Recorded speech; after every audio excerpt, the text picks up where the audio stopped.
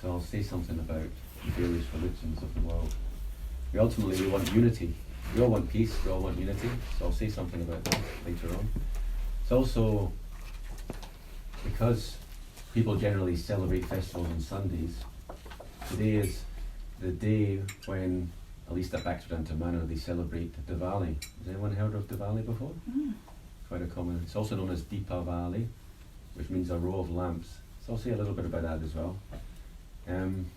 Before I do that, let's discuss who Lord Ram is. Has anyone heard of Lord Ram? Doing well here. You all know everything. So here's a little analogy. Because we're monotheistic. There's only one God, right? So, funny that. Essentially all the major religions of the world say there's only one God. And then when it comes to Hinduism, they'll say, well, they have many gods, polytheistic. But when you know in more depth what Hinduism is, you'll discover that actually it's based on there being only one God, but he has many forms. So here's an analogy to try and understand the forms of the Lord. Like in our own lives, we have different functions. Maybe we have our home function, we have our family life. Then we have maybe our office life or our work life. Maybe we have our leisure life with our friends, maybe our sporting life. So in all these different aspects of our life, we have a different dress, and we may speak differently. And many years ago, I used to do martial arts. So I put on this martial arts outfit, and I would shout and I'd act a certain way. Then when I was in my house, it'd be different. Then when I was with my friends, just enjoying myself, it'd be different again. Or when I was at school, I'd be different. There's only one me, but I have different functions. So it's the same with Krishna. Now Krishna is the original form, and he's like a playful God. It's like, we sometimes think of God as being very powerful.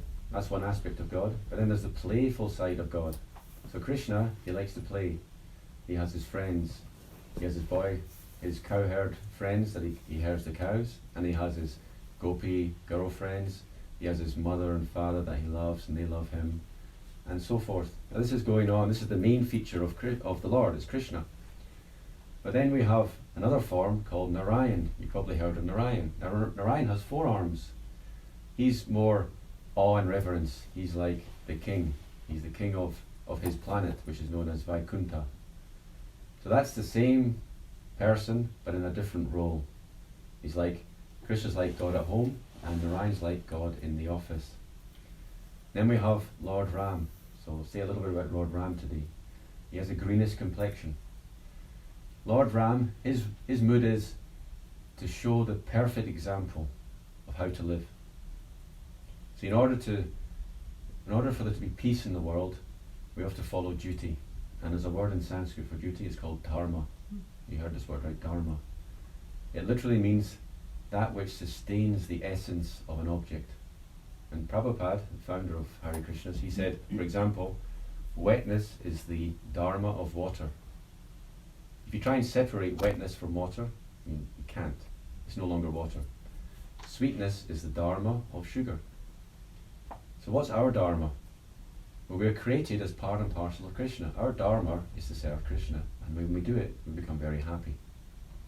Now here's an interesting fact you might be aware of. Sociologists have discovered that volunteer workers are generally more happy than paid workers.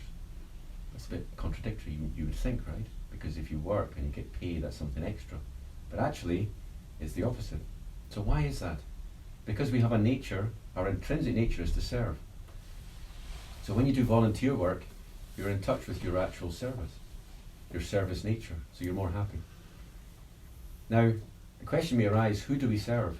We can serve so many things. You can serve family, you can serve country, you can serve your senses, which is unfortunate if your senses are telling you to do abominable things. Some people are addicted to drugs. That's service to that desire they have. It's service to the senses, and that's very detrimental. Service to family is approved. It's a higher thing. And service to the country is also a higher thing. But in spiritual life, we understand that service ultimately should be towards the center of everything, and that is Krishna. So the best place to place your service attitude is to serve Krishna. So it said our dharma, our duty, is ultimately to be the servant of Krishna. And when you serve Krishna, you become happy. And it doesn't mean drudgery. You know, service is not a nice word in the material world. It usually means exploitation. But in the spiritual world, it's the opposite. Because actually, you serve Krishna, Krishna serves in return. Because he gets bound by love. So service ultimately is to Krishna. Now, I was mentioning Lord Ram. So Lord Ram, he's like the personification of dharma, of duty. So as a king, he was perfect. He did everything right, everything by the book.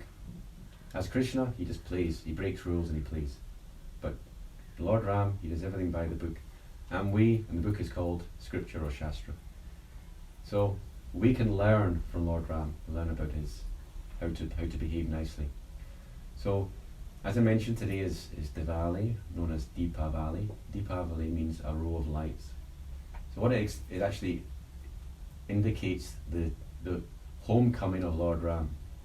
So I'll briefly explain the story. Some of you will already be aware of it. So the story is that Lord Ram, he was meant to be the king of the place he lived, which was known as Ayodhya.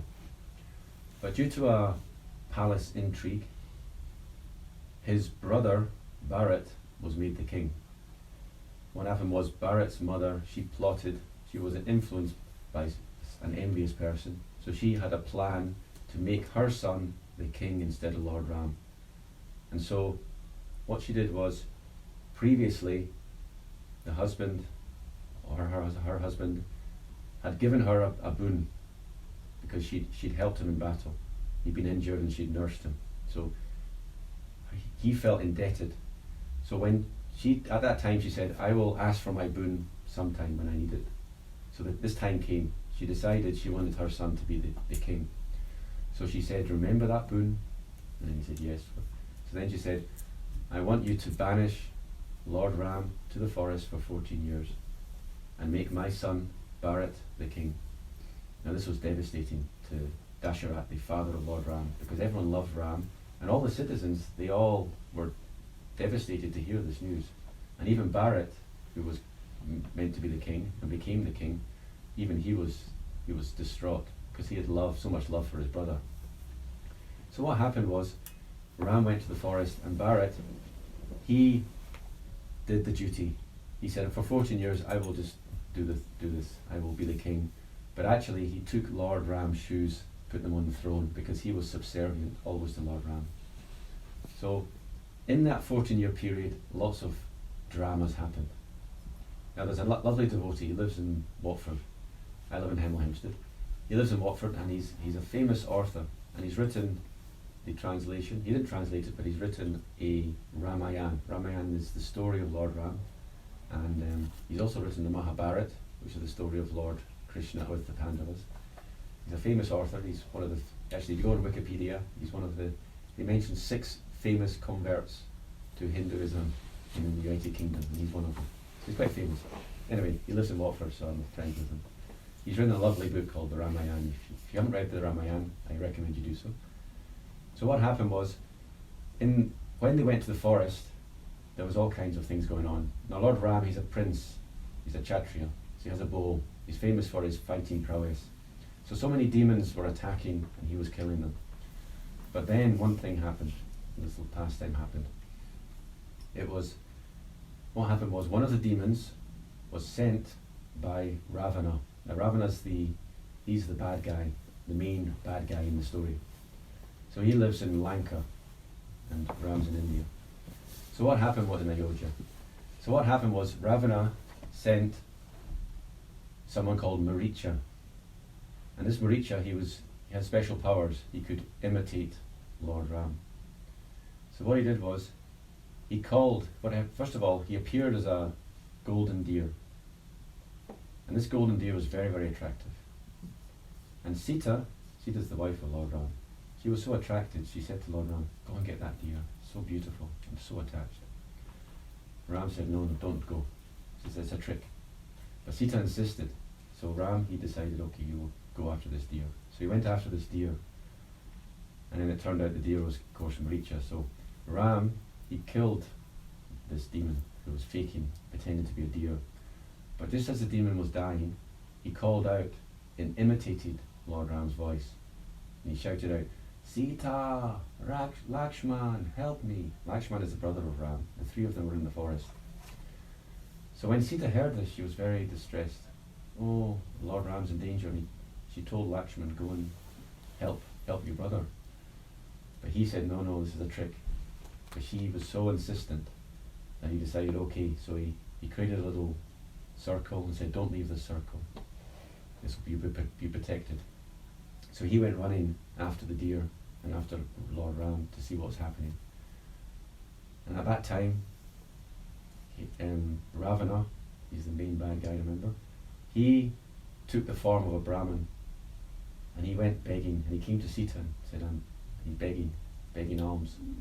And Sita didn't want to help because she said, I can't leave the circle. But he persuaded.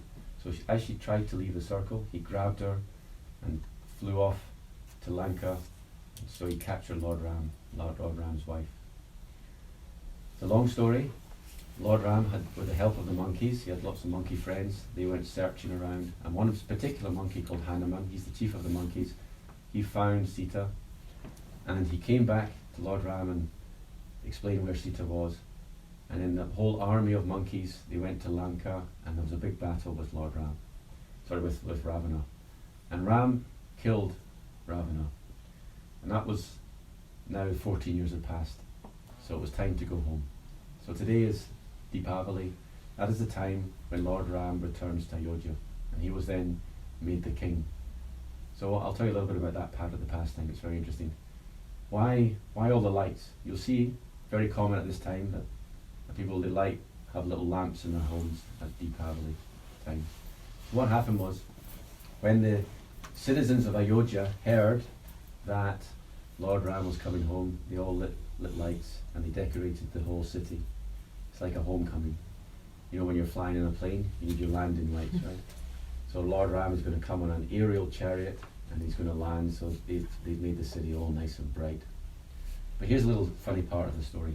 Before Lord Ram returns, he sent Hanuman, his chief monkey, and he said, I want you to go to King Bharat, and tell him I'm coming home. And I want you to check his reaction. And if you think he's a little bit attached to being the king, then I want him to remain as king always. He did that. So Hanuman went, and when Hanuman told Bharat, oh, Ram's coming home, Bharat was overjoyed. He was so happy. And Hanuman could understand, actually, Bharat doesn't want to be king. He's simply doing it on behalf of Lord Ram. So when Lord Ram came home, there was a great celebration, and Lord Ram was then crowned king. So that's the story of Deepavali. But actually it has other meanings as well, because it's also the time when Krishna, as Lord Damodar, was bound by a rope. You know this pastime?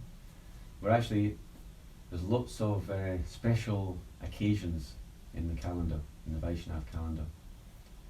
You know, we have like Christianity, they have like, well, mainly it's Easter and Christmas. Right?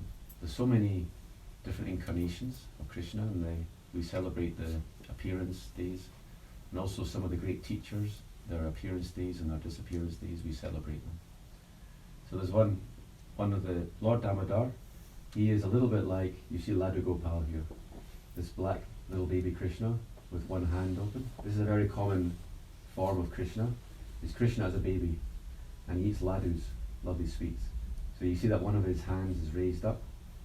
So that's for, you put a laddu in his hand like that. I used to have a Laddu Gopal deity. It's very nice.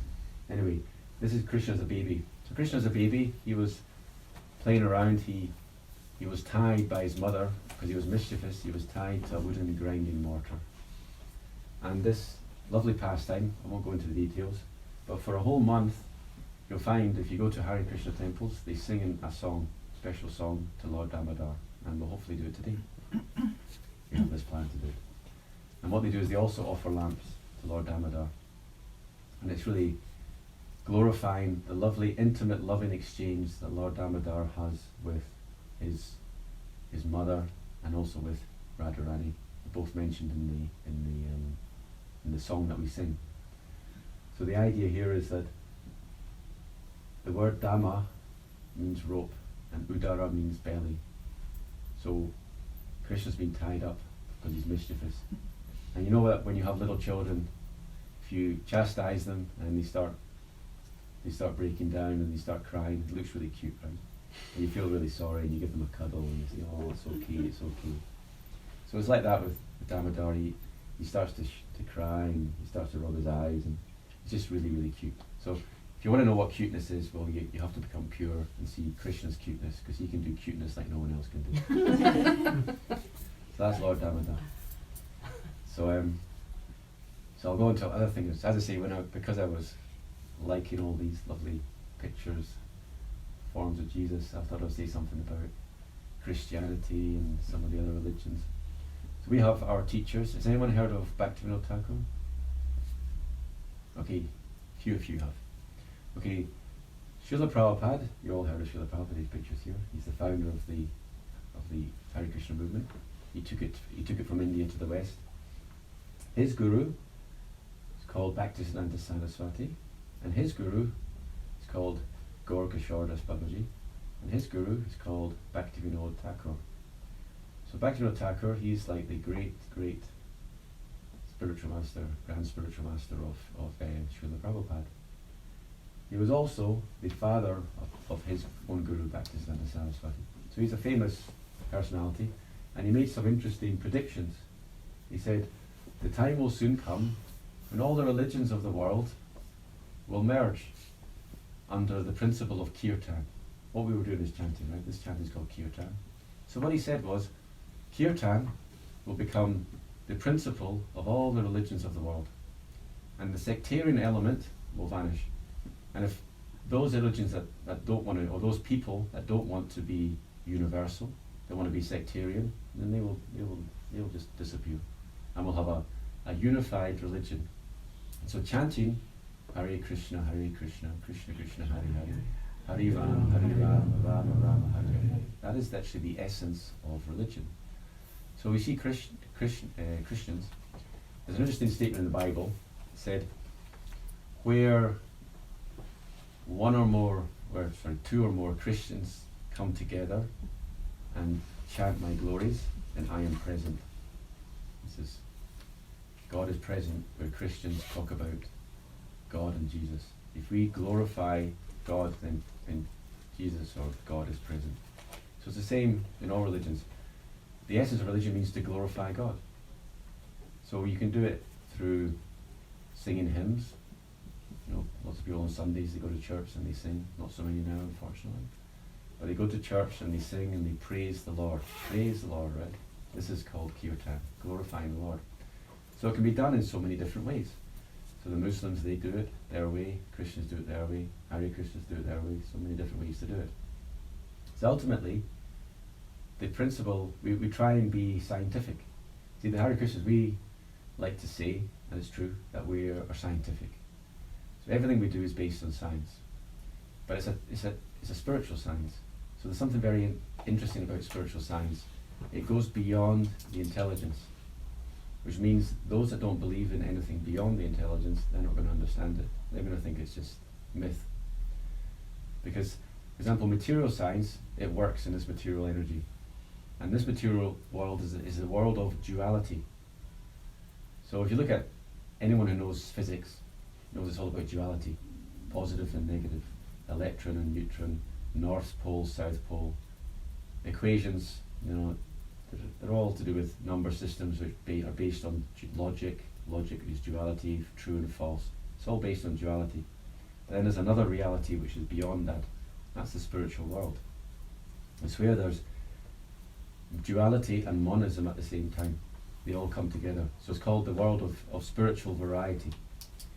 You give the example of, I could ask you the question, is the branch the same as the tree, or is the branch separate from the tree?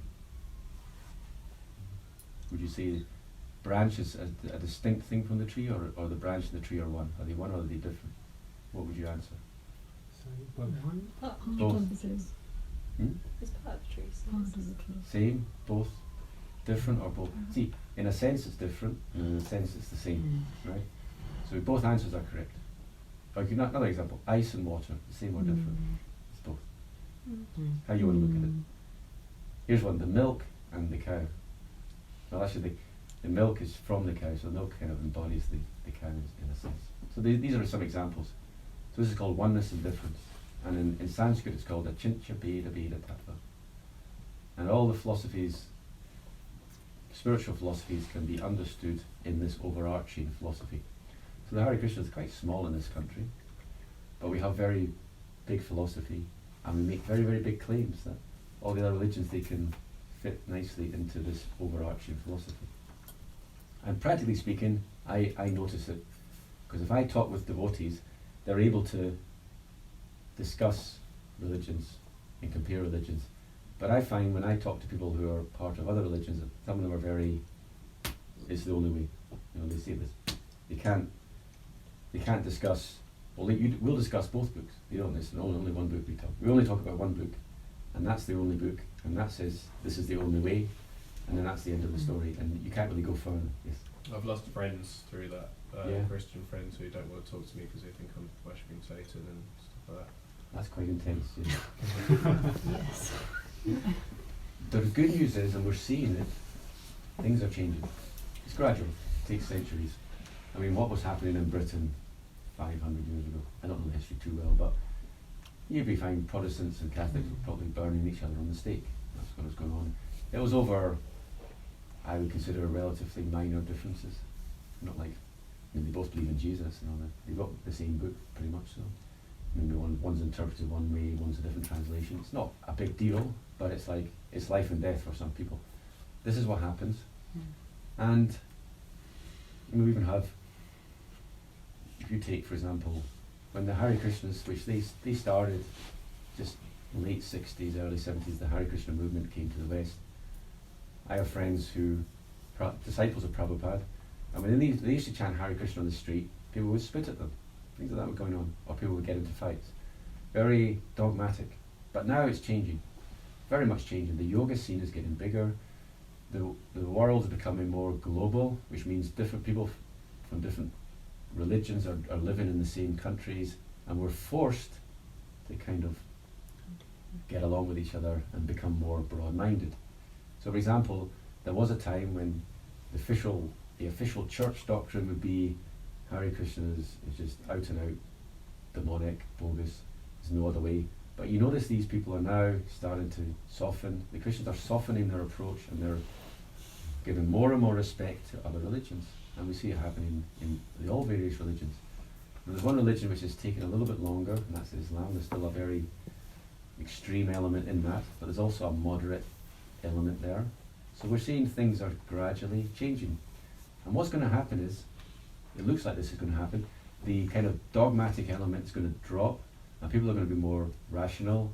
And there will come a time when, this is predicted, when scholars will look at the various religions, and they're already doing it, but they're going to start comparing them, and they're going to see, you know, what's good and what's bad. And we are confident, because if you compare the Hare Krishna books like the Bhagavad Gita, the Srimad Bhagavatam, we're confident that what we have is a very, very complete philosophy, and it's a very high form of love of God that we're aiming for, because the spiritual world has many compartments, but the place where Krishna belongs, that's the topmost compartment.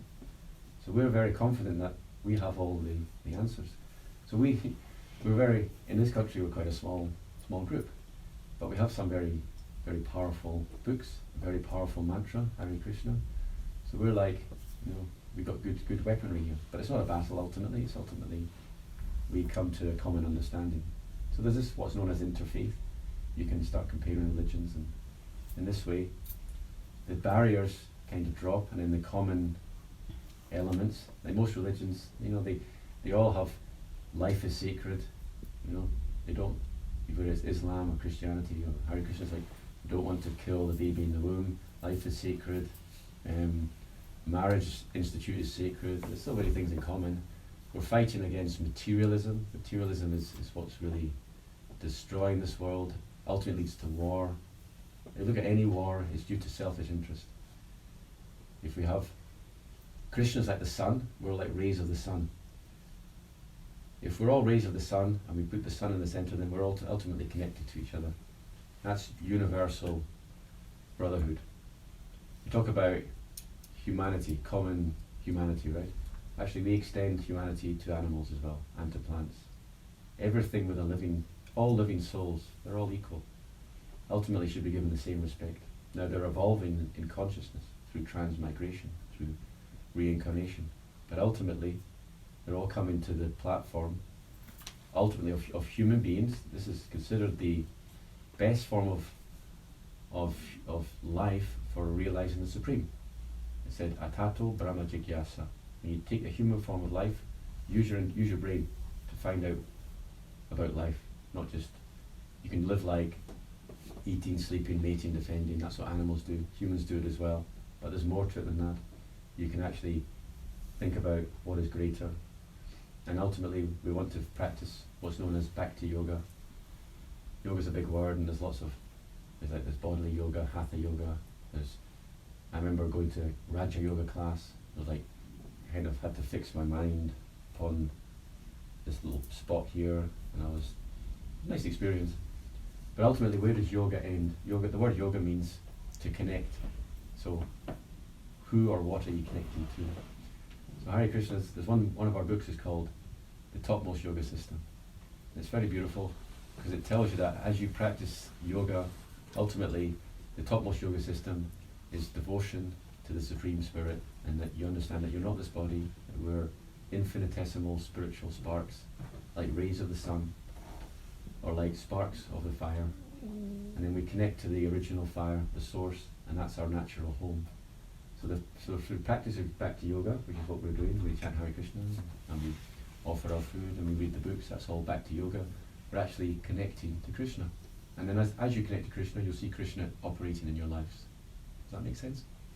That's what we want. Mm-hmm. And ultimately, as I say, this prediction is that the scientific principles, spiritual principles, they all become prominent, and the little ethnic details of different religions, because they're not all saying the same thing. There's something not quite right there. They're not fitting together. The pieces of the jigsaw aren't fitting together. And that's going to drop, and we'll have like a situation which is known as a golden age, 10,000 years, that this Hare Krishna mantra will be chanted in every town and village. There's a spiritual awakening going on, and we're seeing it around us, and we're seeing it in different places. People are becoming more aware. You know, I mentioned people that from the 70s, they used to distribute books, and at the time they distributed books, it was very unusual to be a vegetarian. Now it's very common. It was very unusual to even talk about yoga. Hardly anyone knew about it. Now it's very common. So there's an awareness that's coming up, and people are becoming more, the vegan movement is becoming very big. People are becoming more aware of animal rights. You know, and I mean, I live in Hemel Hempstead, but I go to central London every Saturday night. It's a bustling, lively place, and we have accordions, drums, cartels, ukulele. We're a big team of us, and we go through central London chanting Hare Krishna. And what we notice is there's a Burger King, and next to the Burger King, you always have a line of people, and they put on these little white masks just to hide who they are, and they have little laptops, and they show animal slaughter. And they're standing there in front of Burger King, saying to the people, "Look, do you want to go in and eat your burger?" And think what you're doing. You know, your enjoyment is coming at a cost of the life of animals. When I became vegetarian, which was 20 years ago, my mother, she thought, "Oh, you're bad for your health," she said. But now research shows the opposite. Vegetarians on average live longer. A lot of some of the chemicals in meat is just very bad for your health. So yes, there are just some thoughts. And anyone want to say anything, any comments or questions? That is my 10 pence worth for the day, so to speak.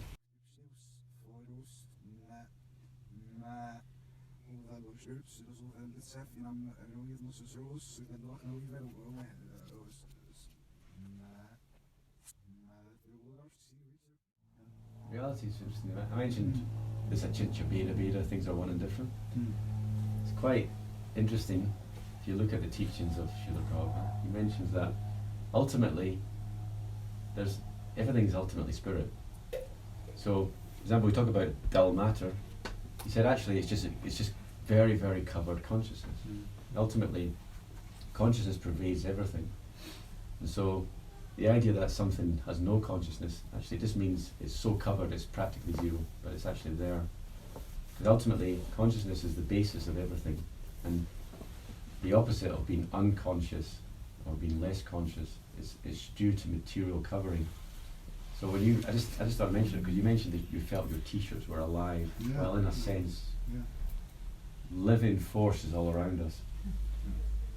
What we try and do is through chanting Hare Krishna, we realize that the sound is non different from Krishna. So we get consciousness. The sound is a living sound.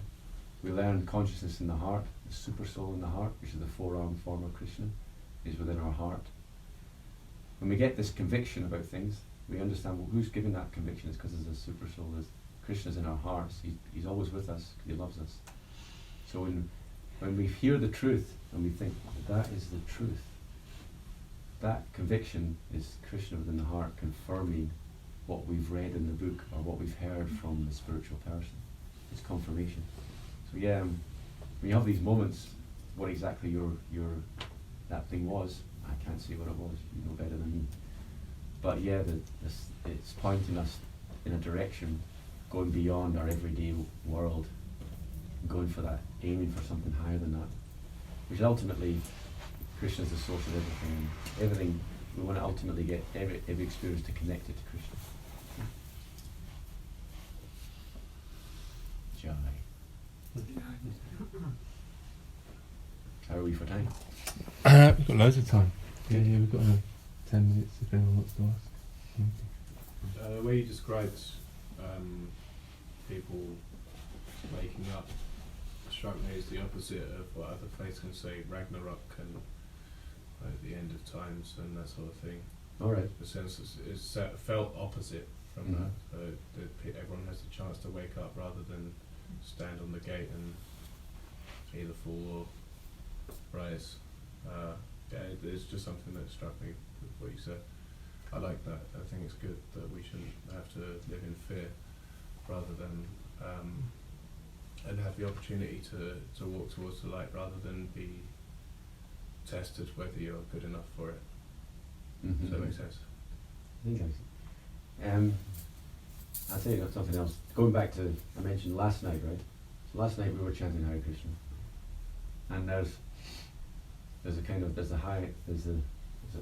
fire and brimstone kind of mentality we see in some religions.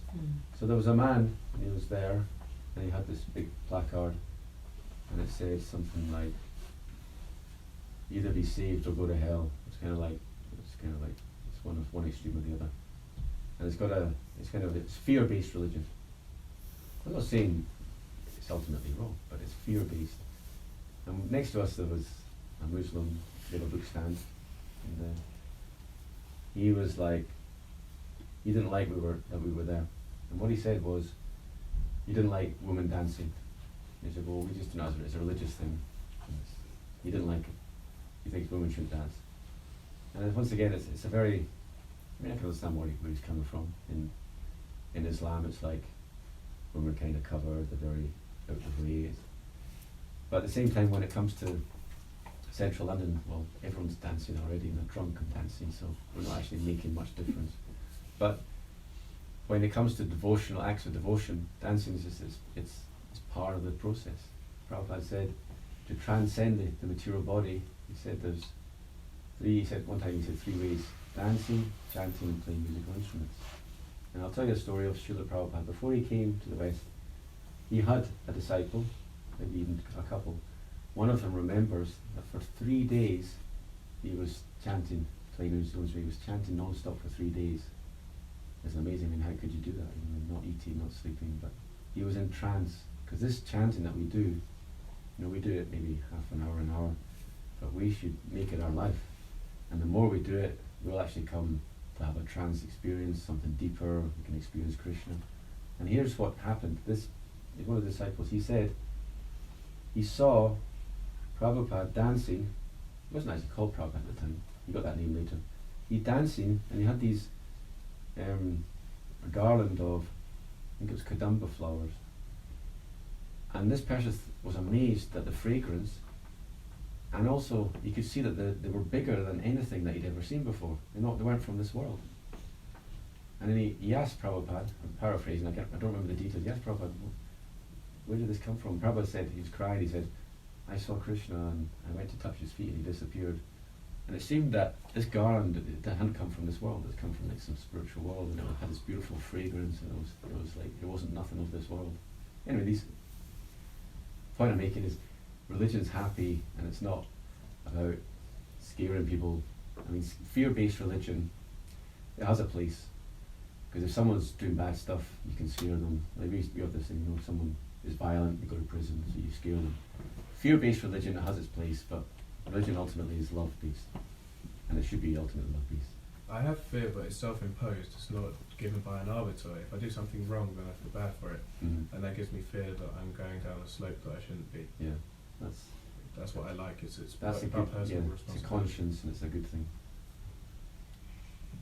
So you're saying that the presence of God through consciousness, you will get that feeling, you will get that awareness when it happens to you, that Yeah. presence of coming alive.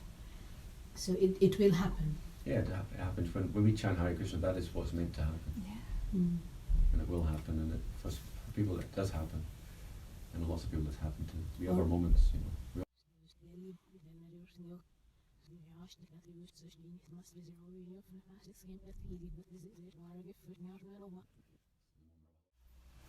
Was it the belief that makes it happen? Okay. Faith is. It's interesting. Where does faith come from? Because we can tell lots of people about Krishna, and some people most people won't believe it.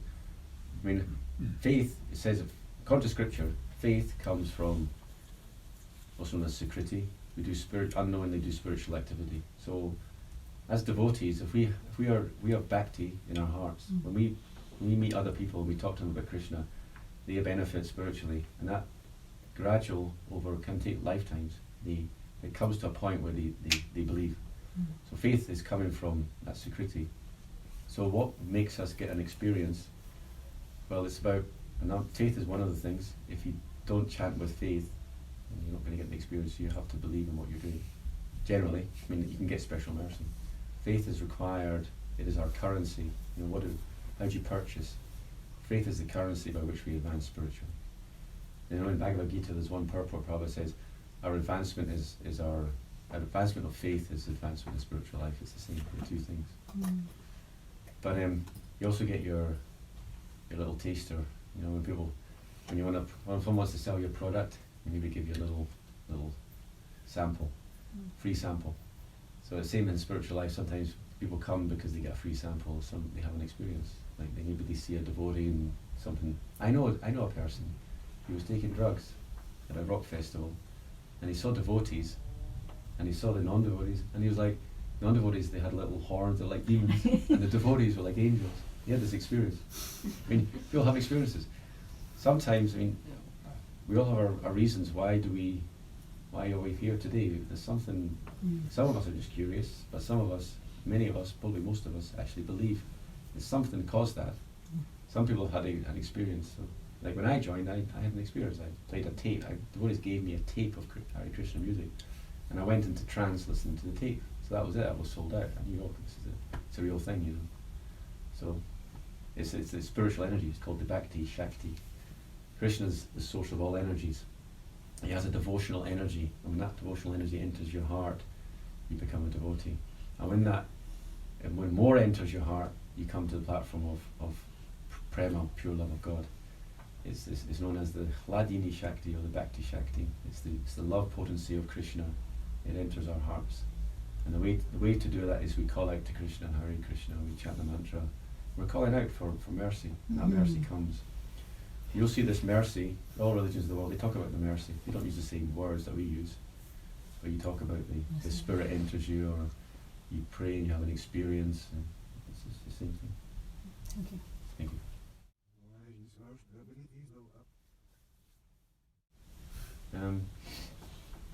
Okay, I mentioned how Krishna kills demons. I'll mention Lord Ram. So, one of the demons Krishna kills, it has a symbolic meaning that it is wrong to think that by taking drugs it will enhance your spiritual life. So we have to refrain from doing it. It's not ultimately for our benefit. So All drugs. yeah, and all drugs, even like coffee and tea. There's things like coffee and tea. It's common people take them, but we're talking here most. You should avoid things like, you know, hashish, LSD. You should avoid these things. You might get an experience, but in the long term, it's not going to help you come to Krishna. Because Krishna is just the way he operates. It's just a natural thing that the spiritual energy doesn't require these things. And these things, people take drugs, you can see it can mess them up. You know, it's a dangerous path to take. It can mess people up. I mean, on the higher end, I used to take a little bit when I was a student, and I used to read books about these kind of things, and it was kind of psychedelic, it was kind of interesting. But I never really got any ultimate benefit from it. And in fact, I see people that it really spoiled their lives as well, because it kind of slows you down, and you get into, for some people it takes away your energy and both intellectually, or your drive, and physically you become a bit drained, you're more laid back, it can dampen your enthusiasm for practicing austerities. And we're trying to become free from this material world, which means free from drugs as well.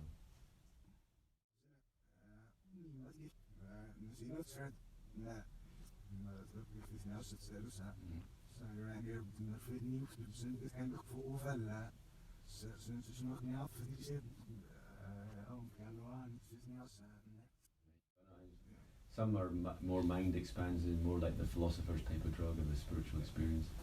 Yeah, I mean, there's I know one famous atheist, he took some drug when he was a student, and then he had this feeling of compassion, and it kind of set him on a path, spiritual path for the rest of his life. Yes, exactly. So it set him on a kind of spiritual path, spiritual seeker. He's still an atheist though. And he eats meat, and anyway, his compassion hasn't kind of fully blossomed. But it's a razor's edge, because when I hear his experience, I'm not going to deny it. I'm not saying he's lying. There's something there. So you can get something good and bad, but I don't say it's all good. There's good and bad mixed in. But with a spiritual experience through chanting of mantra, I'm going to say it's 100% good. There's no downside to that. And it's hard. It's like nothing comes for free. The thing about the spiritual experience is it's something that you're hankering for, and you're begging for it. And when you establish a relationship with Krishna, it's not cheap. It's not difficult to get. Now, if it's simply a case of, however much it costs, and you get your enlightenment, it's like something's not right there. It's not really how it works. So, however, that if by taking that brings you into the field of spirituality, then make the most of it. You're in the right place now. Go with that. And if you have your free will, you can do what you like. So the point is, as Hare Krishnas, we don't have any rules for you. We just say these are the rules. You can follow them. You're free will. You're always welcome here, because in the Hare Krishna, we don't have any rule. I say, well, drug addicts are not allowed. Everyone's welcome here. So it's like you're on your development. I've just said I've given you my understanding, and run with it, do what you like with it, and but as long as you chant Hare Krishna, and because if you're doing, like when I used to go to meetings, and I didn't really connect. I used to hear it, I didn't connect it to myself, because I wasn't thinking I wasn't thinking I'm a Hare Krishna. So I'd go out, and I go and buy a fish, eat the fish, and go to the bar and I'd buy a pint of Guinness, and I was in it for several weeks. So I was going to the Hare Krishnas, and they were telling me one thing, and I was thinking that's really nice, and I was going to do something else. So it wasn't like a problem, but eventually, because I'm doing two at once, then there was two sides of me. Eventually, that one side got bigger and the other got smaller. So I was like, however you want to use your time, as you like. But if our recommendation is use your time more on Krishna, and then that side of you will develop bigger. And there might come a point where you're like, I just don't want to take these drugs anymore. I'm happy with this Krishna thing, and I want to do the mantra and meditation. But as I say, whatever happens, happens.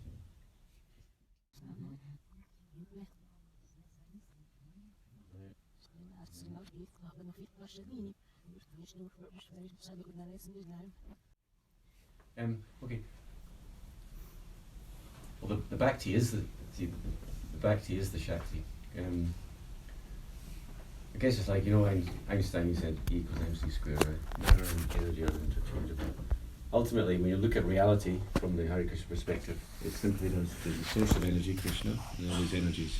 Dual energy is an energy, we're an energy, called the marginal energy, and the Bhakti is an energy as well. It's the interior energy of the Lord, the devotional energy, which then touches us and we become devotees because of that.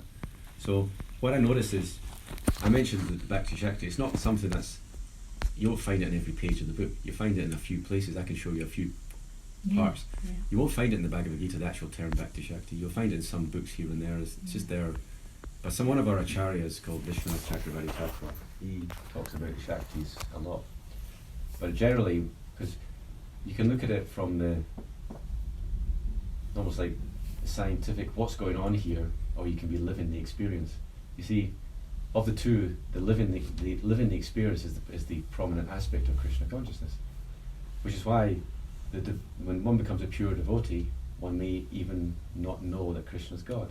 You're just in love with Krishna as a person, but not knowing that he's God. And you maybe have another concept of God, because in the spiritual world, where Krishna's planet, they believe in God, but it's not Krishna, it's just Krishna's their darling, whatever. So that's the actual experience of progressing spiritually doesn't require the Shakti to know where it is. So it's kind of there as a kind of, this is what's going on in reality, but our reality, the connection to God is the main reality, and that connection of God doesn't require, if you love someone, you don't need to work out, someone can work out, in this particular example, there may be a love between a man and woman, say. Now, you could analyse that in terms of this chemical going on in the brain, that going on, this pheromone, and you could analyse it that way. But for most people, the main experience is the experience itself, and they don't really need the background. So it's the same with the Shakti. Bhakti means our devotion. All we need to know is, let's develop it. And so where's the Shakti? Well, if you read the commentaries of various books, you can find out about it. But it's like growing the chemicals. It's kind of, in a sense, it's not really required. We know that we chant Hare Krishna with devotion, and that it develops. Thank you. Thank you. But going back to what you were saying, so the drug scene and the Hare Krishnas kind of have this historical connection, right? Because Srila Prabhupada, he went to Haight-Ashbury, that's in where is it now? San Francisco. San Francisco. That's where the drug scene was big, and the Hare Krishnas were advertising, stay high forever. It was like, we'll give you that trip and you won't come down, you're going to get that consciousness, it's going to be forever. And one time someone asked Prabhupada, what does it mean to be Krishna conscious? And he said, it's like an ocean of LSD. So they could relate to that. They knew what it was like to take LSD, and he said, well, you just magnify that millionfold, that is Krishna consciousness. So when you get hit with that pure devotion, it's going to be something that's even more than what you got from whatever you got. So, yes. How do we these experiences, we should use them to, there's one verse in the Srimad Bhagavatam that says that a moment of full consciousness is worth more than a long life of no consciousness, of normal consciousness. That experience, it can set us on a path, and then we're searching. See, we're like, probably the majority of people, if they came here and they saw what we were talking about, they'd be thinking these people are under some illusion. It's like they're seeking something out, saying, oh, what is it? There's no evidence for this, It's like, but we're probably here for a reason. We've had some experience that's brought us here, that put us on a path. Now we're striving for something. So that's why that moment is very valuable. A moment of full consciousness, Kim Pramatasya Bahubi is in Sanskrit.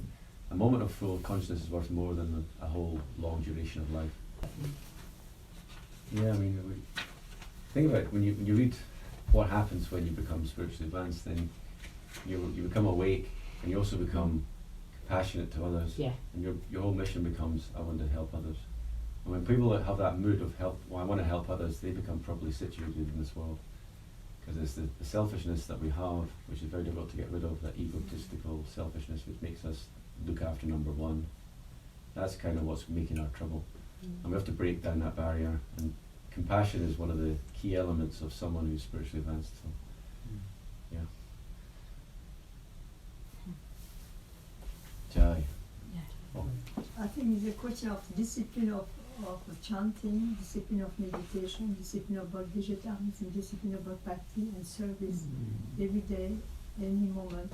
Then we are that conscience of Krishna, and we are in state of love to sharing just without any condition in exchange. But we are love. Good. Can't top that.